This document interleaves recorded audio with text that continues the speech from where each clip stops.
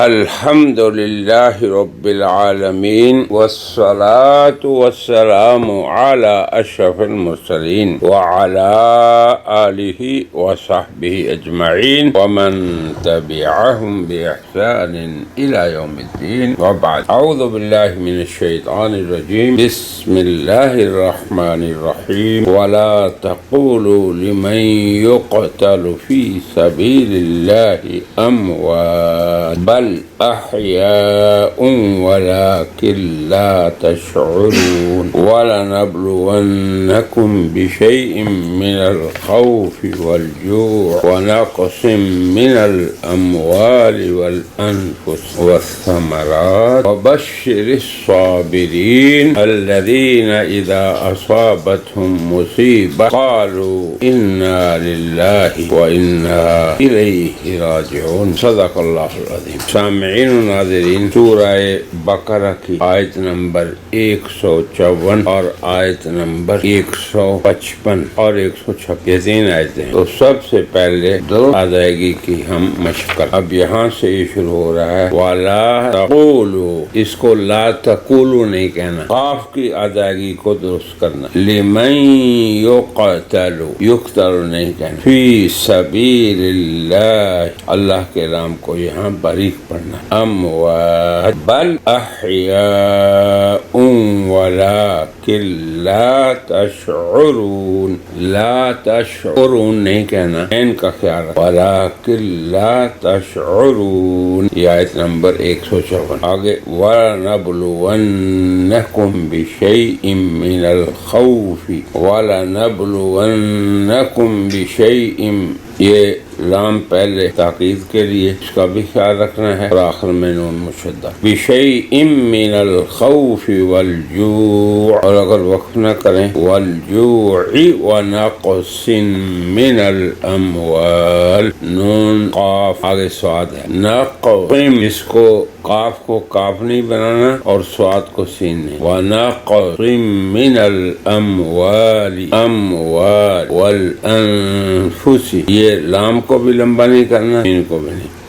وثمرات وبشر الصابرین، را کے بعد صاد. الذین اذا، ذال اذا نہیں کہنا، اذا اصابتهم صاد مصیبت قالوا، صاد مصیبہ کا اور قاف قالوا کا. انا للہ، اللہ کو باریک، وانا الیہ راجعون. اب اس درست کا ادائیگی کے بعد اس کا ترجمہ اور آسان تفسیر. اللہ تبارک و تعالی نے اس سے پہلے حکم دیا مسلمانوں کو وَاسْتَعِينُوا بِالصَّبْرِ وَالصَّلَاةِ، کہ تم اللہ سے مدد مانگو دو طریقوں سے، دو راستے بتائے، ایک صبر کا اور دوسرا نماز. اس پہ ہم مفصل بات کر چکے. آگے پھر آخر میں فرمایا وَبَشِّرِ الصَّابِرِينَ، آگے فرمایا إِنَّ اللَّهَ مَعَ الصَّابِرِينَ، یعنی پہلی آیت میں صبر کی فضیلت یہ بتائی کہ اللہ کی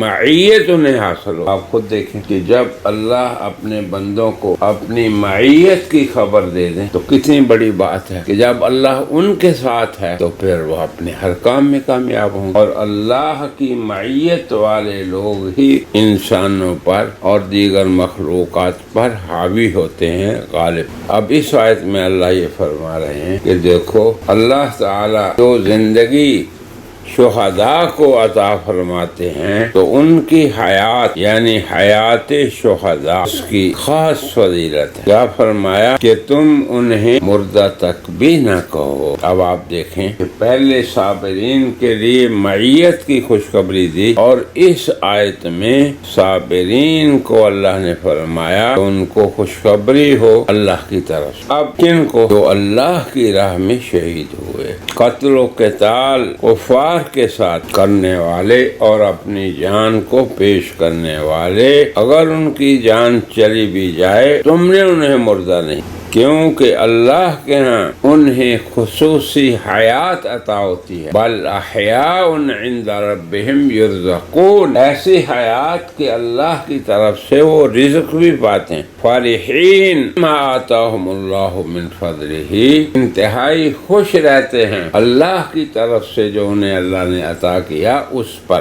یہ تو آل عمران میں اللہ نے بتایا، مگر یہاں اللہ کیا بتا رہے ہیں کہ کن کن مواقع پہ صبر کرنا ہے۔ مواقع صبر بیان فرما رہے ہیں، اور اس کی حکمت شروع میں بتا دی کہ ہم ضرور بضرور آزمائیں گے، کچھ خوف سے، کچھ بھوک سے، اور کچھ اموال اور جانوں میں نقص سے اور پھلوں میں۔ یہ ہیں اللہ کی آزمائش کے طریقے، تاکہ اللہ تعالیٰ طیب و طاہر اور اندر اور باہر سے پاک لوگوں کو علیحدہ کر دیں اور خبیثوں کو علیحدہ کر دیں۔ یمیز اللہ الخبیث من الطیب، خبیث کو، ناپاک کو اللہ پاکوں سے علیحدہ کر، اور وہ لوگ جو اللہ کی طرف سے خوشخبری کے مستحق ہیں وہ علیحدہ ہو جائیں۔ تو دو طریقے اللہ نے بتائے تھے، ایک صبر کا اور ایک نماز، اللہ تعالی سے لینے کے اور مدد کے طریقے۔ نبی کریم صلی اللہ علیہ وسلم کی سنت اور سیرت میں یہ تھا، اذا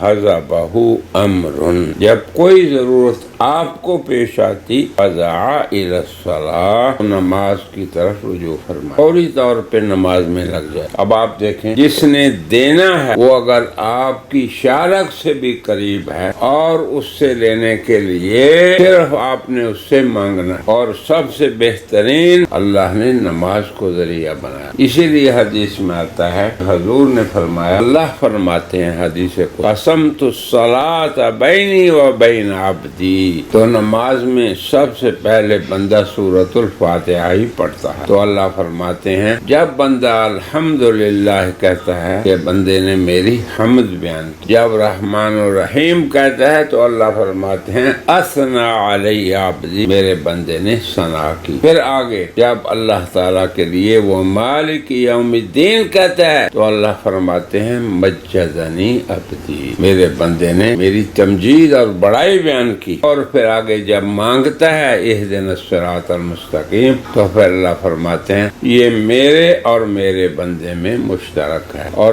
میرے بندے کے لیے وہ ہے جو اس نے مانگا۔ اب دیکھیں اللہ سے لینے کا کیسا ہی بہترین اور آسان نسخہ ہے نماز، اور خود حضور صلی اللہ علیہ وسلم کی سیرت میں بھی یہ ہے کہ جب بھی آپ کو کسی کام کی حاجت ہوتی تو آپ نماز کی طرف رجوع فرماتے۔ تو ہمیں بھی یہ دیکھنا چاہیے کہ نماز میں داخلے کا کیا طریقہ ہے۔ آپ آسانی سے جہاں بھی ہوں، گھر میں ہوں، دفتر میں ہوں، گھر سے باہر ہوں، وضو کر کے آپ نے نماز میں داخل ہو جانا ہے۔ اور حضور نے نہ مساجد کے لیے نماز کو خاص کیا، نہ اس کے لیے خاص جگہوں کا تعین فرمایا، بلکہ پوری کی پوری زمین کو اللہ نے اپنی امت کے لیے فرمایا مسجد ہے۔ جعلت لی الارض کلھا مسجدا وطہورا، اللہ نے میرے لیے پوری سرزمین کو مسجد اور پاکیزگی حاصل کرنے کا ذریعہ بنایا۔ پانی سے آپ جب بھی چاہیں، جہاں سے چاہیں، نہیں ہے تو مٹی سے۔ پھر اس کے بعد جب آپ داخل ہو گئے تو پھر واضح تعلیمات، جب آپ کہہ رہے ہیں اللہ سے کچھ نماز میں، ہم کلام ہو رہے ہیں، تو آپ کو یہ بھی پتا ہونا چاہیے کہ ہم کیا کہہ رہے ہیں، اور اللہ کا ہم سے کیسے مکالمہ ہو رہا ہے، اور کیسے اللہ تعالیٰ ہمیں جواب دے رہے ہیں۔ بہرحال اب یہ تو استعینوا بالصبر والصلاۃ میں اللہ نے سکھایا کہ مجھ سے لینے کا یہ راز۔ اس آیت میں اللہ نے فرمایا کہ جو لوگ میری راہ میں اپنی جان قربان کر، ان کی فضیلت اور ان کی حیات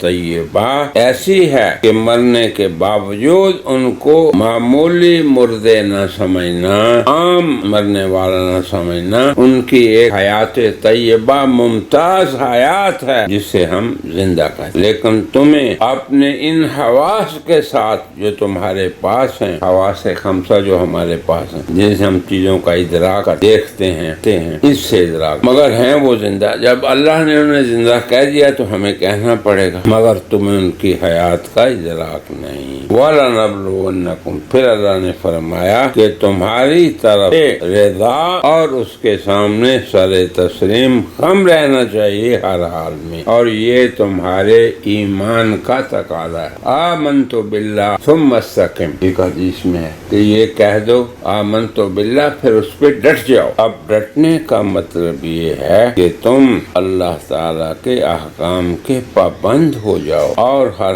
حال میں اللہ تعالیٰ ہی کو اپنا خیر خواہ اور اپنا کارساز، حاجت روا اور مشکل کشا مان۔ اب اگر اللہ تعالیٰ تمہاری جانوں میں، مالوں میں اور تمہارے پھلوں میں، کھیتیوں میں وہ نقص لے آتا ہے تو اب اللہ کی راہ میں جان دینے والے تو ہمیشہ زندہ ہیں، ان کی زندگی ہمیشہ کی ہے، اور فرمایا اللہ نے ان کے لیے خوشخبری ہے، وَبَشِّرْ الصَّابِرِينَ، اور ان کی عادت مبارکہ یہ ہے کہ اذا اصابتہم مصیبہ، کہ جب بھی انہیں کوئی مصیبت پہنچتی ہے، دنیاوی، ان کے مال میں، جان میں، تجارت میں اور ان کی زراعت و صناعت میں، کوئی کام ان کا صناعت ہے، بناتے ہیں تو یہ ان کی محنت کا نتیجہ ہے، یا کھیتی لگاتے ہیں تو زراعت نکلتی ہے، پھل نکلتے ہیں اور اس سے ان کی آمدن ہوتی ہے۔ تو اس آزمائش میں اللہ کے حکم کے سامنے سر تسلیم خم کرنے والے، ڈٹ جانے والے اور اس کے احکام کے خلاف نہ بولنے والے، نہ کرنے والے، ان کو خوشخبری دے دیں، وَبَشِّرْ الصَّابِرِينَ، یہ ہے استقامت اور یہ اللہ کی طرف سے خوشخبری، ایسے صابرین کو بشارت دے دیں۔ پھر ان کی عادت یہ ہے اذا اصابتہم مصیبہ، جب بھی کوئی مصیبت انہیں پڑے تو وہ دل کے یقین کے ساتھ، محض زبان سے نہیں، دل کے فیصلے کے ساتھ یہ اللہ کی طرف سے آئی ہے، اس لیے کیا کہتے ہیں، قالوا انا للہ، کہ ہم سبھی کے سبھی اللہ کے لیے ہیں۔ جب ہم اللہ کے لیے ہیں تو ہمارے اہل و اولاد، ہماری تجارت و زراعت اور جس چیز کے ہم مالک ہیں وہ بھی اللہ کی ہے، تو ہر حال میں ہم اور ہماری ہر چیز اللہ کے لیے ہے اور اسی کی طرف ہمیں لوٹ کر جانا ہے۔ اب اس پہ اللہ کیا انعام دیں گے، اس کو اگلی آیت میں اللہ تعالیٰ بیان فرما رہے ہیں اور ہم بھی اس کی تفسیر انشاءاللہ اگلی مجلس میں کریں گے۔ اللہ تعالیٰ ہمیں آمنت باللہ ثم استقم، ایمان اللہ پہ لانے والا اور اس پہ استقامت سے ثابت قدم رہنے والا بنائے۔ وآخر دعوانا ان الحمد للہ رب العالمین۔